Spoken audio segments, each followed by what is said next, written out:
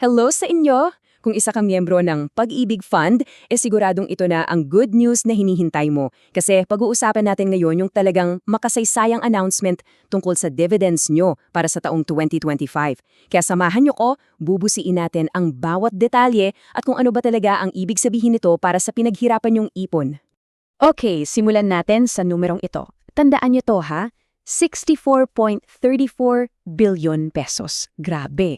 Yan po yung kabuuang halaga ng dividends na ipapamahagi ng Pag-ibig sa lahat ng miyembro nito. At para malinaw, hindi lang to basta malaking numero. Ito na, mga kaibigan, ang pinakamataas na dividend payout sa loob ng 45 taon ng Pag-ibig Fund.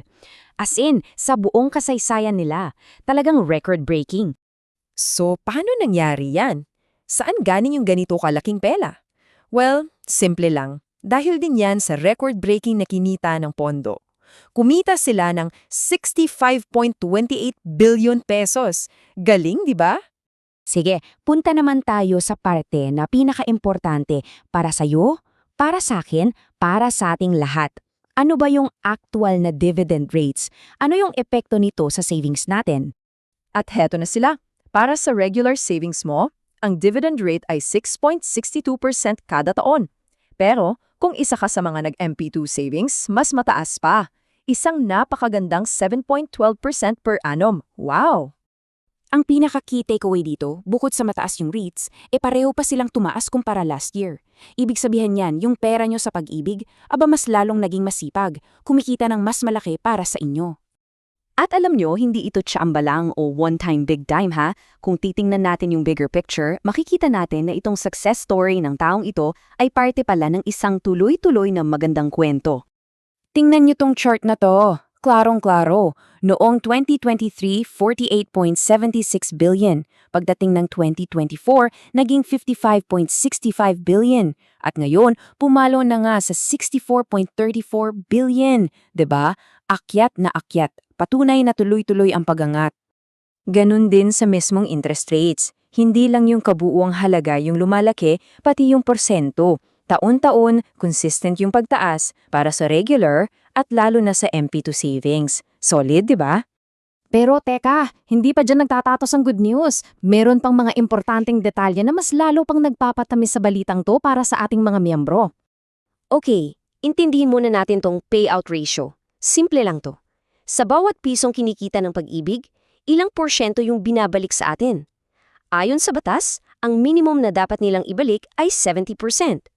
Ngayon, kung 70% ang minimum, anong ginawa ng Pag-ibig? Heto na, tingnan nyo, hindi lang 70, hindi 80, hindi 90, kundi 98.6%. Halos lahat ng kinita nila binalik sa atin. Grabe yan! At heto pa yung mga bonus. Una, at ito, paborito ko, tax-free lahat yan. Walang dawas. Pangalawa, di mo na kailangang problemahin. Automatic na papasok sa account mo. At pangatlo, para sa mga taga-MP2, may choice ka pa. Kunin mo ba taon-taon o hayaan mo lang dyan para lumaki palalo? Ikaw ang masusunod. Okay, so ngayong alam na natin lahat yan, for sure excited ka nang makita yung sayo, no? Ang tanong, payo mo nga ba masisilip yung sarili mong kinita? Dali-dali lang. Promise. 2 hakbang lang. Una, buksan mo yung virtual Pag-ibig website o yung mobile app nila. Pangalawa, mag-login ka lang. Pagkapasok mo, yun na. Makikita mo na agad ang savings mo at yung pumasok na dividendo. At ang pinakamagandang parte, hindi mo na kailangang maghintay. In fact, nandoon na yung pera na i-credit na yan sa mga account natin. Kaya kung hindi mo pa na-check, ano pang hinihintay mo? Check mo na. So, iiwan ko kayo sa tanong na to. Ngayong nakita mo na yung resulta, nakita mo kung gaano kaganda ang performance, di ba't nakaka-inspire na palaguin palalo yung ipon natin? Ano na ang susunod mong hakbang para sa iyong financial future?